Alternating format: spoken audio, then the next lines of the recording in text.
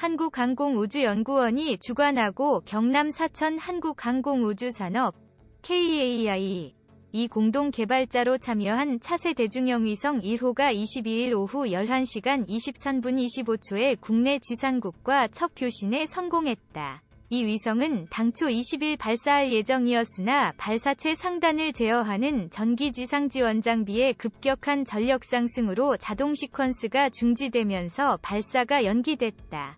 이 위성은 고도 497.8km 궤도에서 약 6개월간 통신 점검 등 초기 운영 과정을 거쳐 10월 이후부터 본격적인 표준 영상을 제공할 계획이고, 흑백 0.5m와 칼라 2m 해상도로 정밀하게 지구를 관측하며 국토 자원 관리와 재해 재난 대응 등을 위해 사용된다. 차세 대중형 위성 개발 사업은 가로 1.4m, 세로 1.55m, 높이 2.89m인 500kg 중형 위성 5기를 국내 독자 개발하는 사업으로 1에서 2호기를 개발하는 1단계와 3에서 5호기를 개발하는 2단계로 나누어 추진한다. 카이는 한국항공우주연구원으로부터 이전받은 기술을 적용하여 차세 대중형 위성 2호 개발을 주관한다. 위성 시스템 설계부터 본체 개발, 제작, 조립, 시험 및 발사를 총괄 개발하고 있으며 내년 1월에 발사될 예정이다. 카이는 이는 국내 우주산업 최초로 민간이 주도하는 뉴스페이스의 첫 걸음이라는 점에서 의미가 크다고 했다. KAI는 차세 대중형 위성 3에서 5호도 본격 양산 체제에 돌입한다. 3호는 한국형 발사체에 탑재하여 발사체의 의성 발사 기능을 검증하고 우주과학 연구용으로 활용된다. 4호는 주기적인 작황 감시와 농업 식량 안보용으로, 5호는 산림 모니터링과 수자원 관리, 이상기후 대응 등에 사용할 예정이다. 3, 4호는 2023년에, 5호는 2025년에 발사될 예정이다. 카이는 지난해 8월 중대형 위성 6기를 동시에 조립 가능한 국내 최대 규모의 민간 우주센터를 건립하는 등 양산을 위한 체계를 마친 상태라며 위성 제조, 지상국 분야 진입, 위성 활용 서비스 등 우주사업 확장을 포함한 업체로 성장하기 위해 관련 역량을 결집해 나가고 있다고 했다. 우리 군이 처음으로 보유하게 될 군전용 통신위성이 내달 미국 현지에서 민간 우주탐사 기업 스페이스X를 통해 발사된다. 말에 우리 군에 인도될 예정인 군 통신위성이 개통되면 유사시 미군 군사위성 주파수를 쓰지 않고도 독자작전 수행이 가능해져 전시작전권 전환 작업의 속도에 박차를 가할 것으로 보인다. 항공우주 분야 매체인 스페이스 플라이트 나우와 스페이스X 관련 소식을 전하는 테슬라라티 등 외신에 따르면 스페이스X는 7월 둘째 주 미국 플로리다주 케네디 우주센터에서 우리 군 전용 통신위성인 아나시스 ANASIS 2호를 발사할 예정이다. 아나시스 2호는 에어버스사의 통신위성 유로스타 23000에서 제작했으며 국방과학연구소 에드가 개발한 통신위성 체계인 아나시스를 장착했다. 이 위성은 지난 8일 케네디 우주센터에 옮겨졌다. 아나시스 2호는 약 35,400km 높이의 적도 상공에서 자체 추진 시스템을 이용해 정지 궤도에 도달할 예정이다. 군이 통신위성을 개발한 것은 군전용 통신에 대한 효율성을 높이기 위해서다. 우리 군은 그동안 무궁화 5호 위성을 민간업체와 함께 사용해왔다. 하지만 2013년 6월 무궁화 5호의 태양 전지판이 고장나면서 전력 생산은 50%로 줄어들었다. 군은 대안책으로 2014년 9월 로키드 마틴과 F-3호의 40대를 7조 4천억 원에 도입하기로 계약하면서 절충교역의 일환으로 로키드 마틴으로부터 통신위성 1기를 받기로 했다. 절충교역은 국제무기거래에서 무기를 판매하는 국가가 사가는 나라의 기술 이전이나 부품 발주 등의 반대급부를 제공하는 국제관행이다. 이번 통신위성에 탑재된 아나시스는 기존의 아나시스보다 정보 처리 속도가 3배 이상 빨라졌다. 주고받는 통신 정보는 암호화로 변경되고 초당 5,000회 이상 주파수를 바꿔 도청과 전파 방해에도 안전하다. 음성, 문자, 영상 정보 등을 반경 6,000km 이내에 보낼 수 있다. 일각에서는 이번 통신위성 비용에 대한 투명성이 문제라는 지적도 나온다. 록히드 마틴은 2015년 통신위성 발사하는데 소요 비용이 합의 당시 판단한 비용보다 크게 초과한다며 사업을 일방적으로 중단하고 우리 정부의 초과 비용에 대해 분담을 요청했다. 하지만 방위사업청은 통신위성 확보 사업이 지연돼 수백억 원대 손실을 입었음에도 불구하고 록히드 마틴의 책임을 묻지 않고 군사통신위성 프로젝트를 재개하기로 했다. 이를 놓고 F-35A 위 기체 가격이 하락할 경우 하락분을 록히드 마틴으로부터 돌려받기로 했지만 고전 가격으로 재계약을 체결하는 방식으로 록히드 마틴에게 통신위성 발사 비용을 지원해줬다는 의혹도 제기됐다. 지난달 15일 미국 우주군 사령부는 러시아에서 미사일을 사용한 의성 요격 시험을 했다고 주장했다. 러시아는 어떤 종류의 무기를 사용했는지 밝히지 않았지만 전문가들은 모스크바 지역을 탄도미사일 공격으로부터 방어하기 위해 배치된 누돌 탄도탄 요격 시스템으로 보고 있다. 누돌은 지구 저궤도 위성까지도 격파가 가능하다고 알려져 있다. 앞서 지난해 3월 27일에는 인도가 고도 300km 저궤도에 있는 의성을 미사일로 격파하는 시험에 성공했다. 인도는 세계에서 네 번째 의성 공격 능력을 갖춘 나라가 되었다. 최초로 의성 요격 능력을 시험한 나라는 미국이다. 미국은 1959년에 시험했다. 소련은 1960년대부터 시험했다. 중국은 2007년 1월에 첫 시험에 성공했고 가장 최근 시험은 2014년 7월에 있었다. 의성 파괴 능력을 보유한 4개국 인공위성은 군사적으로 다양하게 사용되고 있다. 특히 전 세계에 걸쳐 작전을 펼치는 미국에게 정찰위성을 통한 상황인식, GPS를 통한 위치 및 타이밍, 통신위성을 통한 정보교환은 매우 중요하다. 최근 중요 위협으로 떠오른 극초음속 무기 조기 발견을 위해 우주에 센서 의성을 배치할 계획이다. 그런 이유로 각국은 의성 요격 시험에 매우 민감하게 반응하고 있다. 의성 요격은 해당 의성 파괴로 그치지 않는다. 발생한 파편이 흩어져 다른 의성에 막대한 피해를 줄 수 있다. 세계 각국은 의성 파편 등 우주 쓰레기가 자신의 의성에 영향을 미치지 않을까 우려하고 있다. 인공위성을 공격하는 수단도 발전하고 있다. 우선 지상이나 항공기에서 발사하는 요격 미사일이 있다. 특히 전투기에 실려 발사되는 요격 미사일은 저궤도 의성에 치명적이다. 그 다음으로 우주궤도에 머물다가 명령이 떨어지면 적국 의성을 공격하는 킬러 의성이 있다.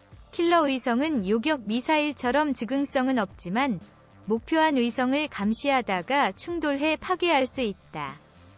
미사일이나 킬러 의성은 직접 충돌하여 파괴하는 운동 에너지 무기다. 이와 대비되는 것으로 지향성 에너지로 불리는 레이저 등을 사용하기도 한다. 운동 비운동 에너지 무기 총동원 2006년 9월 미국의 군사매체 디펜스 뉴스가 중국이 미국 첩보위성에 레이저를 발사했다고 보도했다. 아직 레이저 무기의 출력이 의성을 직접 파괴할 만큼 강력하지는 않지만 광학 정찰 위성의 카메라를 방해하는 수준의 위협을 줄 수 있다. 요격 미사일이나 킬러 위성 발사 능력이 부족한 국가는 레이저 무기를 개발한다. 언제든지 위성 활동을 방해할 수 있어서다. 최근 미국의 한 연구재단이 발표한 보고서에 따르면 러시아, 중국, 인도, 이란, 북한에서 우주 시스템을 처리할 수 있는 운동 및 비운동적 방법을 연구하고 있다고 한다. 미국의 우주 자산은 중국, 러시아, 북한, 이란 등으로부터 끊임없이 위협받고 있다. 미국은 우주 영역에서의 작전을 강화하기 위해 공군 산하의 우주군까지 창설했다. 하지만 잠재적 적의 의성 파괴 시도를 완전히 배제할 수는 없다. 결국 위성은 파괴될 것이고 그것을 신속하게 대체하는 것이 필요하다. 현재 미국이 운용하는 거의 모든 군사 관련 위성은 규모가 크다.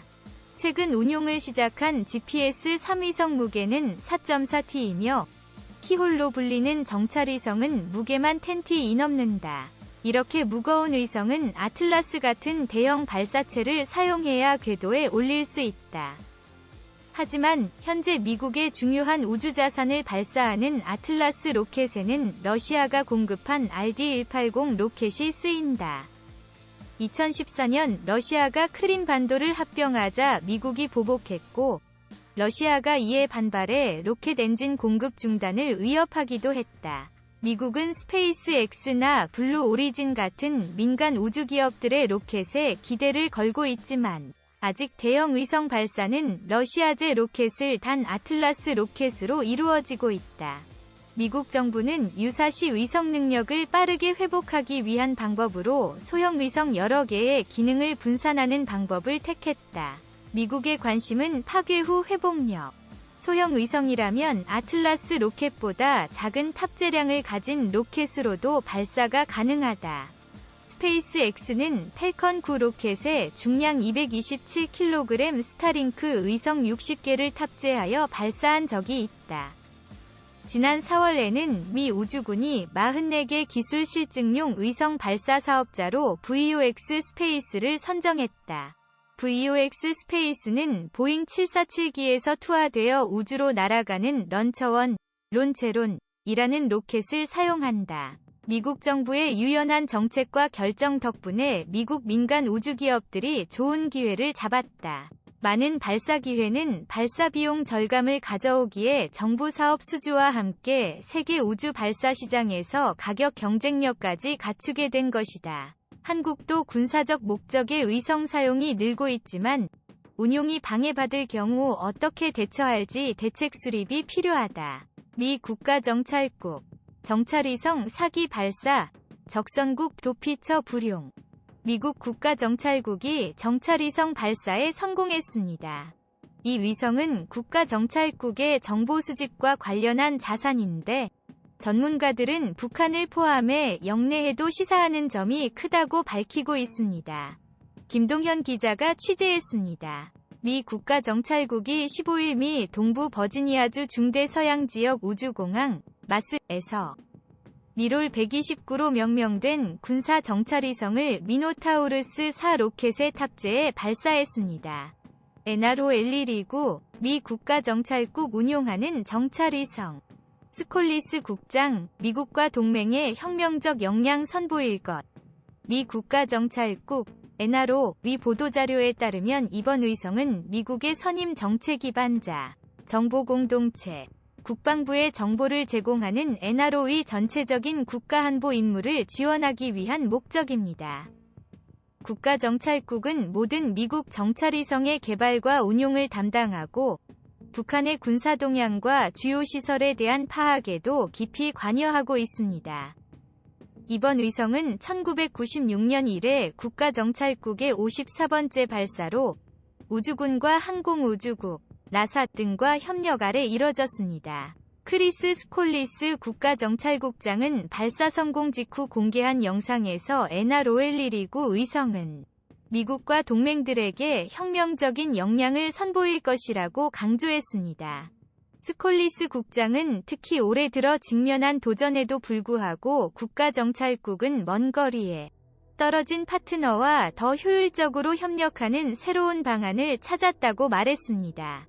그러면서 앞으로도 계속 적들에게 안식처를 허용하지 않도록 과감히 임무를 추진할 것이라고 강조했습니다. 미국의 전문가들은 국가정보국이 대북 정보 수집에도 깊이 관여하고 있는 점으로 미뤄볼 때 한반도에도 시사하는 바가 클 것으로 전망했습니다. 브루스 백톨, 정찰 역량 향상. 북한 움직임 파악에 매우 중요. 그렉슨 전 차관보, 정찰 자산. 일정 억지력 가치 진역. 미 국방부 산하 국방정보국, DIA, 분석관과 국방부 선임 동부가 정보분석관을 지낸 브루스 백톨 엔젤로 주립대 교수는 15일 VOA에 이번 위성이 북한과 관련이 있는지는 모른다고 밝혔습니다. 그러나 미국의 정찰위성 역량 향상은 특히 북한과 같이 불투명한 나라의 군사적 움직임을 포착하는 데 효과적인 수단이라고 말했습니다. 정찰위성의 운용 현황은 국가기밀에 해당하는 만큼 구체적인 정보는 알 수 없지만 이번 위성이 노후화한 기존 위성의 교체를 염두에 뒀을 가능성을 배제할 수 없다는 설명입니다. 월러스 그렉슨 전 국방부 아시아 태평양 담당 차관보는 이번 위성의 경우 국가기밀에 해당한다며 구체적인 역할이나 임무에 대한 언급은 하지 않겠다고 말했습니다. 그러나 최근 우주자산의 실전 배치 추세는 인도-태평양 영내에 시사하는 바가 크다며 특히 북한에 대한 억지력의 한 방편으로 생각할 수도 있다고 말했습니다. 그렉슨 전 차관보는 무인 정찰기와 마찬가지로 정찰위성 등 감시자산들은 미국이 계속 면밀히 감시하고 있음을 북한이 인지하도록 하는 억지력으로서 가치를 갖는다고 말했습니다.